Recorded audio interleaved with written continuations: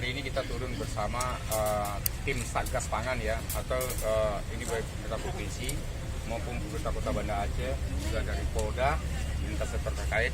Hari ini kita melakukan investigasi pengawasan menjelang Hari Raya Idul Fitri. Target kita pengawasan hari ini adalah produk pangan olahan yang tanpa izin edar, kemudian produk kadaluarsa dan produk yang rusak. Nah, sudah kita sama-sama lihat, kita mengecek dari 2 toko parcel, tidak ada kita temukan produk-produk yang tanpa izin edar, kadaluarsa atau yang sudah rusak kemasannya.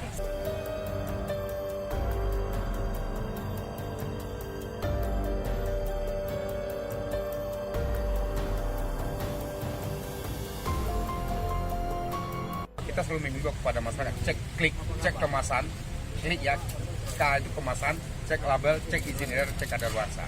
Jadi kita mengimbau kepada masyarakat karena kunci terakhir dari masyarakat mau atau tidak menggunakan, maka kita mengimbau lihatlah klik tadi kemasan, label, izin edar dan kadaluarsa. Kalau kemasan sudah rusak jangan dibeli, penyo atau berkarat ya, punya izin edar enggak, izinnya semuanya yang memberikan izinnya adalah BPOM, lihat BPOM-nya, kemudian labelnya cukup nggak, lengkap nggak, sesuai dengan aturannya, kemudian terakhir kadaluarsa semua orang bisa lihat ada di kemasan.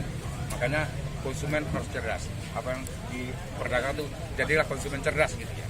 Jadi kita mengimbau pada bukan hanya pengawasan oleh pemerintah, konsumen juga harus melakukan pengawasan.